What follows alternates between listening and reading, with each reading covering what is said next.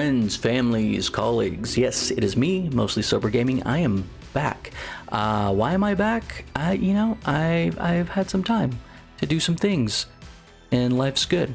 So I'm back with the month of July and some of my favorite games that I noticed some other people are not covering. So there's going to be a lot more games than you think are coming out, and let's get into it. Buckle up. Hit 'em with that Now, I have heard some mixed reviews on XDefiant in general, so here's to hoping that they could carve out a section of the FPS genre in a fun and unique way in the future, instead of it just being, labeled as a COD clone. Remember, COD has actually been around since 2003. And, it gets developed by multiple development teams as well. So, at the very least, I would say give XDefiant a chance to find its footing and maybe give it a shot. XDefiant Season 1 is already available today on PC, PlayStation 5, and Xbox Series S. The First Descendant is a free third-person cooperative action RPG looter shooter. Join 4-player co-op for strategic boss fights, engaging gunplay, and, of course, looting. Hey, that's what you do in these looter shooters. Obtain equipment through scenario missions and world missions, crucial for facing massive bosses. As a Descendant, players fight invaders to protect humanity on the Ingress continent, uncovering secrets through missions and stories. I will say, I know this one has been out in beta for a while, but I don't know a ton about it besides it having a lot of promise. And, it personally looks cool to me. I know Nexon isn't like the most liked company in the world, but if it does appeal to you, maybe give it a shot since it's free and probably full of insane microtransactions, so perhaps avoid those. Word of caution though, I'd wait for reviews on this one overall. You can find The First Descendant on PC, Xbox One, PlayStation 5, Xbox Series X, and PlayStation 4 tomorrow, July 2nd. Blue seas, clear skies, and a boundless possibility await in Dawntrail, the newest expansion pack for the critically acclaimed Final Fantasy XIV Online. Explore uncharted territories with familiar faces as you discover new tribes, confront formidable threats, and expand your horizons as hope's light dawns once more.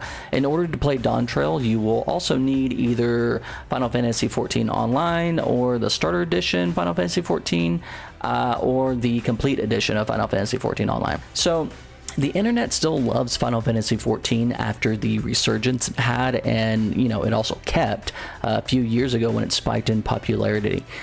Needless to say, I did jump on board and tried to play Final Fantasy XIV through a drought spell of gaming that I had. I say tried because once a buddy told me that it would take about 120 hours to beat A Realm Reborn, I looked at my life nearing 40 and I thought, well, why the hell would I do that? I don't get it.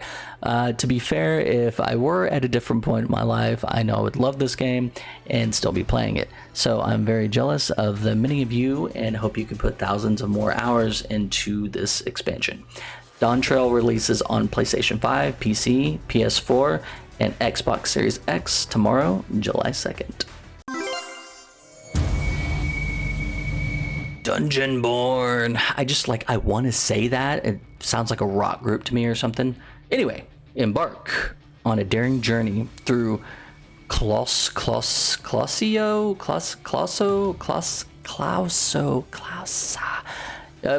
a castle. Perilous passageways through this castle. You can journey alone or with up to 2 allies in Dungeonborne's multi-floored labyrinth, Sinner's End. Discover hidden treasures, face formidable guardians, and navigate towards safety as the castle transforms around you. Choose from roles like Fighter, Priest, Rogue, Swordmaster, Pyromancer, Cryomancer, God that sounds cool, Death Knight, never mind, that's cooler, each offering distinct abilities and complementing each other's classes. With immersive first-person clarity, wield powerful spells and weapons strategically to sway battles in Dungeonborne, which is, kind of like a unique blend on the action RPG depth, very reminiscent of Dark and Darker. So, Yes, of course, this looks like it's a direct Dark and Darker clone, and look, in my opinion, that's not a bad thing. I honestly think, the more the merrier when it comes to things like Dark and Darker, and if the success of that game means that clones of it are going to continue to be made and refined, then I'm all for it. Remember, we did start with Valheim, and now we have Pal World and V Rising, so I'm looking forward to at least trying it out with a few of my buds. Dungeonborne is in open alpha with early access for PC on July 3rd. Spit on that thing! Hey look, last Epoch has a new update rolling out. This one is called Harbingers of Ruin, and it will add a terrifying new pinnacle boss to last Epoch, Aberoth. This is available for new cycle characters both in offline and legacy realms, with a release timing that offers a level playing field for all players. Alongside new random encounters, players will also be able to fight using a new dodge, roll, evasive move, with the update also adding multiple quality of life improvements. So, I tried my best to play last Epoch when it came out and slowly found myself being a victim to the server stresses that developer 11th Hour Games unfortunately had to endure. Luckily, I did play this game a few years ago, I believe. Yeah, it was like a few years ago. And, I was able to rack up like, 40 hours or something in early access. So I definitely see myself returning to this during a fun update, and hell, this might be the one. Plus, who would I be if I didn't support a local developer, So much success to them. And yeah, last Epoch, the new Harbingers update is available for PC on July 9th. Once human, in the wake of the apocalypse, an extraterrestrial infestation known as Stardust has taken over, corrupting humans, animals, and vegetation alike. As a meta-human, you are immune to this plague and can harness Stardust's powers. Once Human is a multiplayer open-world survival game set in a strange post-apocalyptic future. Unite with friends to fight monstrous enemies, uncover secret plots, compete for resources, and build your own territory. You are the last bastion of hope. Finding yourself in an alien environment, you must brace for nature's severity, from ferocious beasts to scarce sustenance. And of course, the reach of Stardust is vast and permeating. So another survival looter shooter that seems to have a good footing, but I've definitely heard it needs to stay in the oven a bit longer to fully reach its potential. My suggestion would be to wait for reviews before traversing this particular open world. Once Human is out on PC July 9th. So it looks like the Apex Legends Double Take event is ending July 9th. If you hurry, you can still finish grabbing up Lifeline's Prestige skin, Apex Corruptor. That actually does look pretty cool. Even though my Apex days are over, this update definitely looked like fun. Here's to hoping one of these days, like, they still get around to the quality of life issues, or is that fixed? I doubt it. But yeah, they have plagued that game since its inception. It's actually insane. The Apex Legends Double Take event ends on July 9th.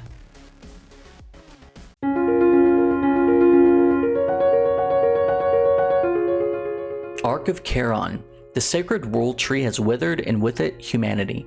Now that a new sapling has sprouted, you must become its caretaker and guide it so that the life that once was may return. God, that sounds beautiful. Did I? No, I didn't write that. That was a copy paste. Okay. Ark of Charon is a new type of game that combines colony simulation and tower defense, where players embark on a journey to guide a giant beast-like sapling of a world tree to its nursery. Players take on the role of the tree's caretaker, controlling familiars and turning the tree into a fortified mobile fortress as they progress on their journey. So this one looks like a lot of fun, and I am always in the mood for a quick round of tower defense. My only thing is I'm so curious how the actual game loop will feel. Like, is it going to be really fast, or is it going to take a little bit longer with the actual simulation aspect attached? But anyway, I'm gonna wishlist this one, I think, and yeah, I'm looking forward to seeing what the reviews are. Ark of Charon hits early access on July 9th for PC.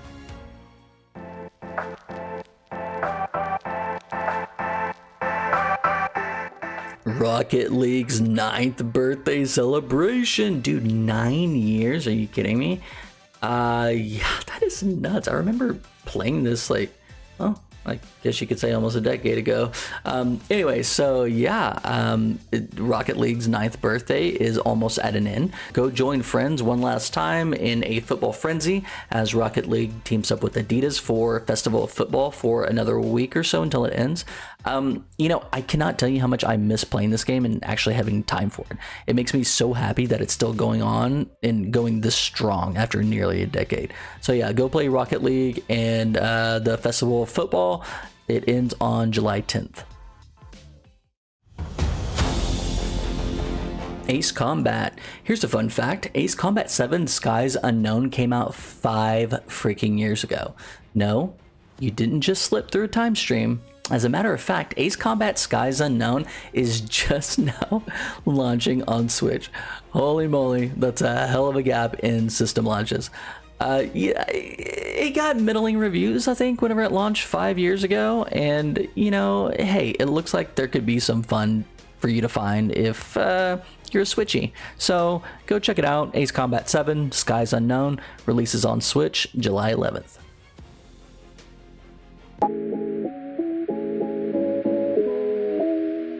From one insanely popular MMO in Dawntrail to another MMO that's trying to cover new ground by being old, World of Warcraft Season of Discovery Phase 4 is the final leveling phase to 60 on your characters that have waited patiently for months with little content available, only to be backloaded with a shit ton of content that looks like it'll take forever to get through.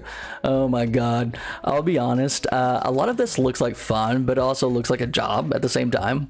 WoW Classic never really felt that way back in 2004, and I'm not sure the direction the devs are going is necessarily the correct one. What I will say is this though, I'm glad they're doing it. I really am. I want them to test and try new things because that's exactly what Season of Discovery is for. Here's to hoping that they find their footing and apply everything to a real WoW Classic Plus season in the future. Season of Discovery Phase 4 begins on July 11th for PC. Welcome to the world of Zombie Raid, a PvP top-down shooter blending intense battles with strategic character progression. Immerse yourself in a dynamic survival world and utilize an advanced obstacle penetration system to strategically navigate cover, unveiling tactical opportunities such as bullets realistically piercing obstacles. Engage in tactical gameplay enhanced by advanced gas dispersion and smoke simulation, adding depth to every encounter. Customize and upgrade your arsenal with a comprehensive weapon upgrade system, crafting destructive tools suited for your playstyle. So I'm a sucker for top-down anything these days, and this looks like it could be a ton of fun and kind of scratch that PvP itch that I get every now and then. Made by only a handful of devs for over the last 6 years, I'll be checking out the early access and might even have time for a review, maybe. Zombie Raid comes out in early access for PC July 12th. Concord is a new hero shooter for PS5 and PC where you have the power to be the game changer for your team. Choose from a wide roster of characters and role types, each with unique abilities and personalities. Take on rival free gunner crews in daring space heists in 6 different online 5 vs 5 PvP modes across a variety of exotic and fantastical maps that span the different planets of the ever-expanding Concord galaxy.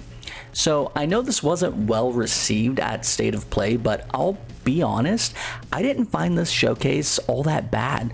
I think maybe people had a bad taste in their mouth after, you know, this being the centerpiece to such a bad State of Play for PlayStation. And even more so in comparison to Xbox knocking it out of the park with their presentation. Look, I'm an old school Overwatch fan, so I definitely see myself checking this out, or at least the beta. Concord beta test comes out July 12th for PS5 and PC. Darkest Dungeon 2, the highly anticipated sequel to Red Hook's gothic horror RPG, pushes you to your limits and sanity. Prepare your party and stagecoach for an arduous roguelike journey through a decaying landscape on a desperate quest to prevent the apocalypse. Yet, the truest threats may arise from within your own ranks. This game is just now launching for the Switch, but it has already been out for PC a little over a year now. Steam has it at mostly positive with over 14,000 reviews. So if you're hankering for a unique roguelike, maybe this is your play. Darkest Dungeon releases on July 15th for PS4 and Nintendo Switch. Inspired by 16 and 32-bit classics, Gestalt, Steam, and Cinder fuses tight 2D platforming and exhilarating combat with engrossing, twist-laden narrative in a stunningly handcrafted steampunk world. Join Alethea and her diverse companions on a quest through Steam City. Battle clockwork golems, confront nightmares in abandoned depths, and challenge corrupt rulers. So this game looks quite stunning, and I'm not even a platforming guy. Before all you Mario haters come in here, I'm sorry, I'm just not. Like ever since Nintendo, really, they've been fine. But hey, we have new games now. That's the old stuff. We got the new stuff. So loving the vibes. Steampunk is one of my favorite aesthetics in video games in general. My suggestion would be to check out the free demo before this goes live to see if you even click with it, but I think you will. Gestalt, Steam, and Cinder is available now with the demo, with the full release on PC July 16th. Well, okay, that about wraps it up. It's been a long time. I've been gone for a while, but my life is a little less hectic now, and I'm always looking up new games that are coming out, just to try or to have some buddies play with me on whatever new co-op shooter or whatever is coming out. Oh my god, right? Like everyone tried out Helldivers, that stuff. That shit is so fun. I keep trying to curse but not curse, but I'm gonna curse, so we'll see. I'll probably get demonetized if I ever get big, but that's never gonna happen. So yeah, I don't know. I figured I would look up some new games that are coming out, check out my favorite ones, maybe some that people aren't really talking about, and then kind of make a bi-weekly schedule of some of my favorites, and then just kind of talk about them a little bit and let you guys know what's coming out. So let me know what you think. Peace and love, and don't forget to click that like button if I showed you a game and you found interest in it and you didn't hear about it before. Later.